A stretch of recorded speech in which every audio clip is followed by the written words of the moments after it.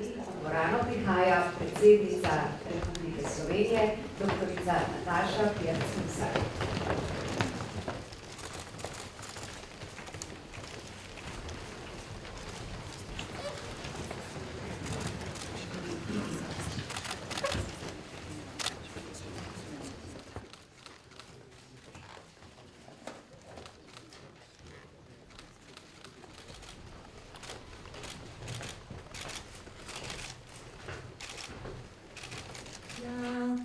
Daro jak prost bo vsak, ne vrag le sosed bo, ne vrag le sosed bo, mejak.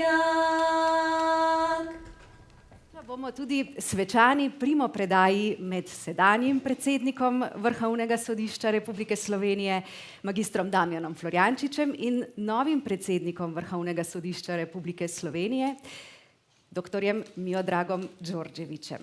Hvala Maši Tisel za državno himno. Slavnostno torej začenjamo novo sodno leto uveljavljanja pravic in preganjanja krivic.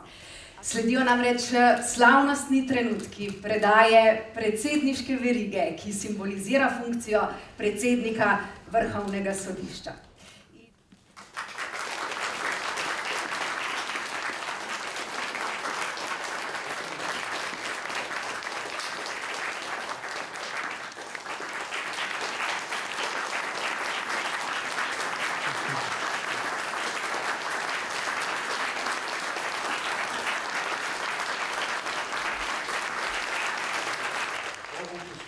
Misli.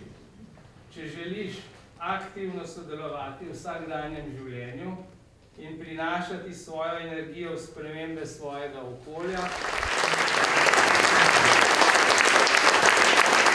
K besedi zdaj z veseljem in spoštovanjem vabimo predsednico Republike Slovenije, doktorico Natašo Pirc Musar.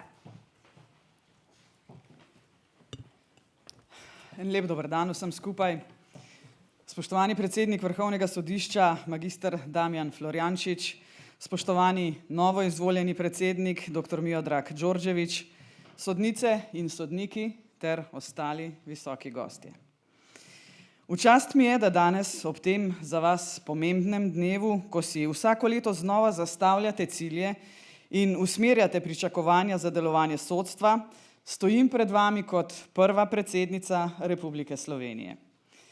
Kot prva predsednica, ki sem nenazadnje tudi sama pravnica in bom, kot že večkrat poudarjeno, predano in neuklonljivo se borila za obstoj pravne države, za človekove pravice in temeljne svoboščine ter varstvo ustavnih ter seveda tudi evropskih vrednot.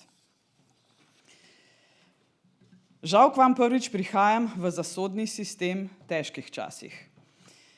Zdi se, da vas različni družbeni deležniki vse prepogosto spregledajo kot eno izmed vej oblasti.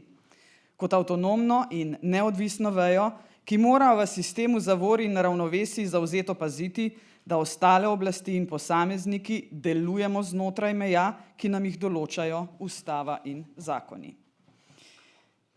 Zdi se tudi, da je diskurs o krivosodju iz političnega pamfleta prešel v nekakšno temeljno nezaupanje v delovanje sodnega sistema, ki pa po mojem mnenju v veliki meri temelji ne le na razdvajanju, ki ga povzročajo določeni politični akterji, temveč tudi na širšem nerazumevanju vašega dela in poslanstva. Poleg tega, ali pa morda celo posledično, se soočate s plačno podcenjenostjo v primerjavi s funkcionarji drugih vej oblasti, prostorsko stisko, v kateri so pogoji za vaše delo marsikdaj na robu dostojnosti in velikim pripadom zadev. Vendar vse skupaj ni tako zelo črno, kot morda kaže prvi vtis.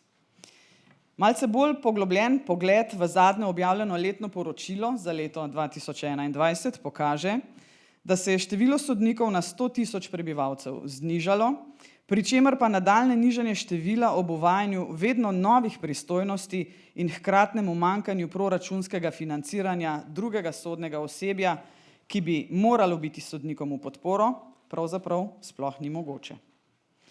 Tudi v času epidemije COVID-19, ki je znatno vplivala tudi na delovanje sodstva, je delovanje sodnega sistema, ne glede na fizično omejeno poslovanje, ostalo vsebinsko stabilno.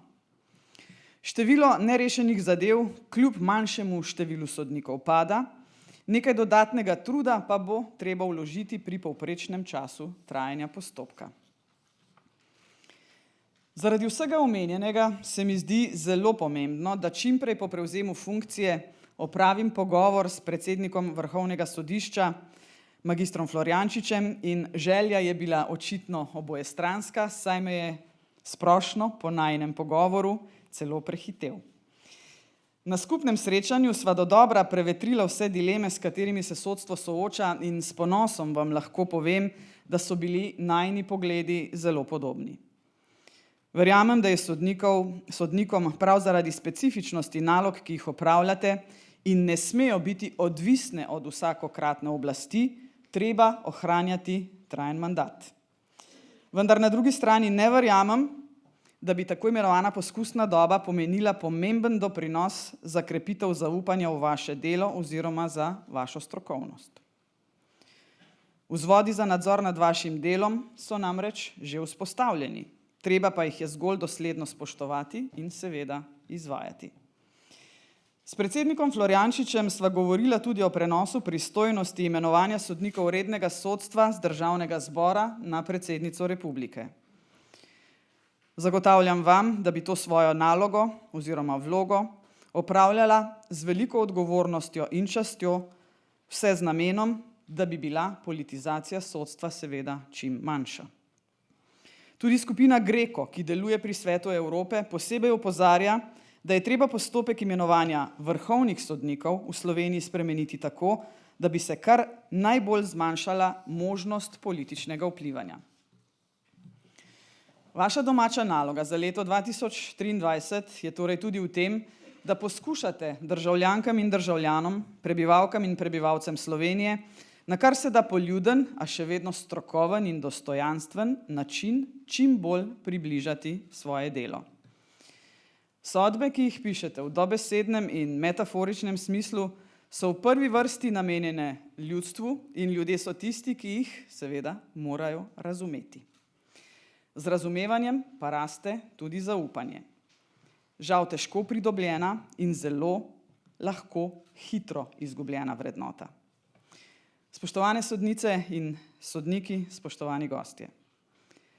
Pravo in v njegovem jedru temeljna vrednota, pravičnost, sta nedvomno tek na dolge proge. Maraton s preprekami pravzaprav, ki ne pozna instant rešitev in poleg dobre kondicije zahteva tudi vztrajnost in kanček nepopustljivosti ali, če hočete, tudi kljubovalnosti. V prihajajočem sodnem letu vam želim, da bi s pogumom in optimizmom zrli naprej v izzive, s katerimi se soočate.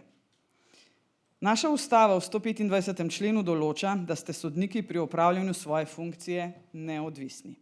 Vezani ste na ustavo in zakon. Ob zavedanju, kako pomembno in plemenito, a vendar težko poslanstvo opravljate, vam prav tako želim, da ne bi nikoli, ampak zares nikoli pod različnimi pritiski uklonili glave. Na tem mestu mi dovolite, da se vam, predsednik magister Florjančič, seveda zahvalim za vaše uspešno delo in predano vodenje najvišjega rednega sodišča v državi. Prepričana sem, da se tudi zaradi vašega prispevka zaupanje v sodstvo končno v Sloveniji povečuje in da je nekje na koncu tunela vendarle svetla luč. Vam, novi predsednik, gospod Đorđević, pa želim uspešen prevzem mandata ter veliko strokovnega poguma, seveda, in občutka za pravičnost. In če sem na koncu lahko še malce bolj osebna, da sem danes na tej poziciji, na kateri sem, gre zahvala tudi vam, sodnikom. Nenazadnje sem, mislim, da 2 leti preživela na Vrhovnem sodišču, takrat sem na povabilo takratnega predsednika, gospoda Mitje Dajzingerja, prevzela vodenje Centra za izobraževanje in informiranje. To je bilo leta 2003. Morda gre kanček zahvale, da ste dobili spletne strani lahko tudi meni.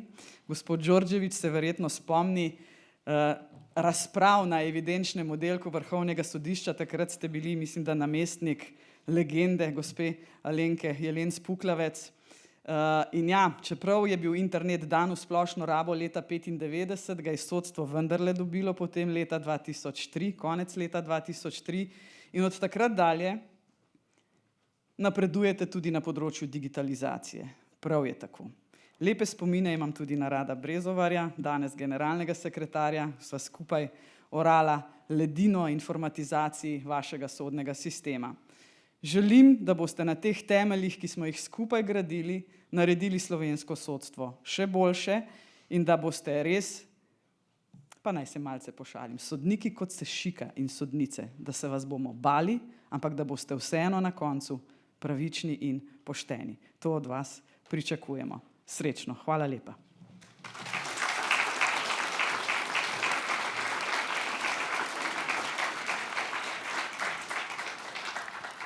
Hvala lepa, spoštovana predsednica Republike Slovenije. Modrina neba,